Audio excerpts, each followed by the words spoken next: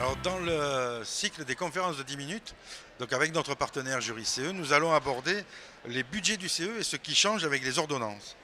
Alors, précédemment, le CE avait deux budgets bien distincts, celui des ASC et celui de fonctionnement. Est-ce que ceci change ou pas avec les ordonnances? Non. Alors, ça ne change pas au niveau de la séparation des budgets. Et là, je voudrais être très très précise parce qu'on a dit beaucoup de choses, hein, tout et son contraire, au moment du passage au CSE et au moment donc, des ordonnances Macron, en nous disant « Ah, ça y est, maintenant, on a fusionné les deux budgets, on va pouvoir utiliser le fonctionnement pour financer du social, ou vice-versa, ce qui est un peu plus rare, ce qui est totalement faux. On a toujours vraiment une distinction budget de fonctionnement d'un côté, budget des ASC de l'autre. Deux chéquiers, deux comptes. Deux chéquiers, deux comptes. Alors, les deux comptes, ce n'est pas une obligation légale. Beaucoup de petits CE ou CSE aujourd'hui n'ont qu'un compte bancaire, par exemple. La seule obligation, c'est d'avoir bien deux comptabilités distinctes. Ce qu'on a juste supprimé, c'est l'imperméabilité absolue entre les deux budgets, parce que désormais, on va le voir tout à l'heure, mais on a une petite possibilité de passe-passe entre les deux budgets. Alors, comment sont calculés les budgets du CSE? Alors, les budgets du CSE, ils sont calculés comme l'étaient auparavant les budgets du CE sur la masse salariale de l'entreprise. Alors, le budget de fonctionnement, c'est toujours 0,2% de cette masse salariale qui a été un petit peu augmentée aussi pour les plus de 2000 salariés. On est passé à 0,22%. Pour le budget social, là par contre, c'est toujours par accord. Il n'y a pas de pourcentage légal comme peut l'être le budget de fonctionnement. Par contre, ce qu'on a changé, c'était justement cette assiette de calcul. Avant, on avait une jurisprudence qui était assez constante où on se basait sur le compte 641. Mais ça avait été assez flou parce que voilà, parfois on mettait un petit peu, donc le compte 641, je le rappelle, c'était toutes les charges du personnel, les salaires grosso modo, mais on pouvait inclure certaines charges exceptionnelles du compte 671, dont les indemnités de rupture de contrat, par exemple.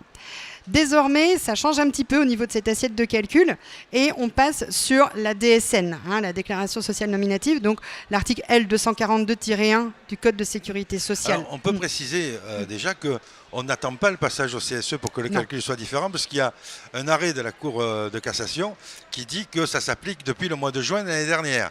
On peut déjà, dans les entreprises, avoir ce type de calcul et ce serait tout à fait légal, puisqu'il y a un arrêt de la Cour de cassation. Alors, l'arrêt de la Cour de cassation dont tu parles, c'est le revirement du 7 février 2018, où justement il y a eu deux arrêts de la Cour de cassation qui effectivement anticipent ce passage au CSE, parce qu'au départ on avait dit voilà, ce sera uniquement quand les élus passeront en CSE qu'on changera cette assiette de calcul.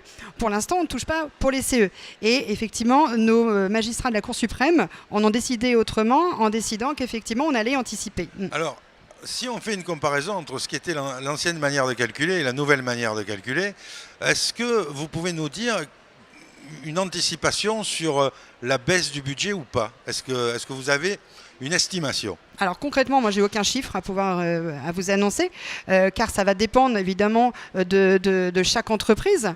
Ce qui va beaucoup changer, c'est la prise en compte des indemnités de rupture de contrat, par exemple, qu'on ne prendra plus. Bon, alors après, tout dépend du nombre de ruptures de contrat qu'il va y avoir. La prise en compte aussi des provisions de congés payés. Mais mis à part ça, il n'y a pas non plus... il n'y aura pas d'autres changements. Ouais. C'est-à-dire que plus la masse, plus le niveau de salaire est élevé dans l'entreprise, plus la chute va être grosse. Oui, effectivement. Et disons qu'entre une fois et demie le SMIC, ça va être quasiment transparent. Mais quand on va être dans des entreprises où on peut aller jusqu'à 5, 6 ou 7 fois le SMIC, là, il peut y avoir une grosse différence. Là, il peut y avoir une différence. Donc, c'est pour ça que c'est très, très difficile de donner des chiffres, car aujourd'hui, déjà, on a peu de recul. Il va falloir attendre quelques années, peut-être, pour avoir ces ratios. Alors, que peut-on faire avec chaque budget ? Alors là, par contre, la loi est assez claire et les risques sont présents quand même dans le cas de mauvaise utilisation des budgets, on y reviendra. Alors le budget de fonctionnement, il a été mis en place par les lois Auroux pour justement rendre les élus autonomes.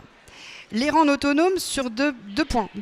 C'est tout d'abord faire fonctionner l'instance, même par exemple se déplacer. Des entreprises qui sont sur plusieurs établissements assez éloignés, par exemple, il y a un coût qui n'est pas négligeable, c'est la formation bien entendu, c'est les expertises quand elles ne sont pas prises en charge par l'employeur, c'est cet accompagnement juridique. Et puis voilà, c'est pouvoir faire fonctionner l'instance au niveau du rôle économique et professionnel. Donc là, la loi est très très claire. Le budget social et culturel sert justement à apporter un plus aux salariés, à leur apporter des cadeaux, à leur apporter tout ce qui est chèque cadeau, tout ce qu'on peut offrir aux salariés. Alors quels sont les risques si les élus ne respectent pas ces obligations légales ? Alors, les risques, ils existent, car déjà, même pour le trésorier ou le secrétaire, à partir du moment où ils auraient été même décidés tout seuls, ça pourrait être une entrave au bon fonctionnement de l'instance et c'est un délit pénal. Si réellement l'intégralité des élus l'ont voté en réunion et on l'avale aussi de l'employeur, n'importe quel élu, n'importe quel salarié, un syndicat qui aurait un intérêt légitime aussi à agir pourrait demander aussi l'annulation de la décision, de la délibération du CE pour cette dépense. Et puis un risque URSSAF ? J'y venais, ce risque URSSAF qui est présent, où l'URSSAF va regarder aussi l'utilisation de chacun des budgets et peut rectifier, il y a un redressement. Alors pour expliquer peut-être à nos internautes qui ne comprennent pas bien pourquoi l'URSSAF mettrait le nez dedans, c'est parce que certaines dépenses peuvent être considérées comme du salaire. Et quand c'est du salaire, c'est soumis à cotisation. Tout à fait. Et c'est pour ça que l'URSSAF a mis en place des tolérances, mais ce ne sont bien que des tolérances, ces fameuses 5% du plafond mensuel de la sécurité sociale. Donc cette année en 2018, par exemple, on est à 166 € par événement et par salarié.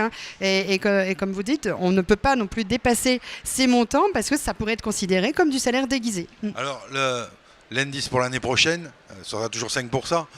Mais en général, le plafond on augmente mensuel de la sécurité sociale, c'est fin décembre. Voilà. On commence à l'avoir sur le site de l'URSSAF ou sur le site de la CARSAT. Mais grosso modo, on augmente entre 2 et 3 € par an, à peu près. Merci Céline. De rien.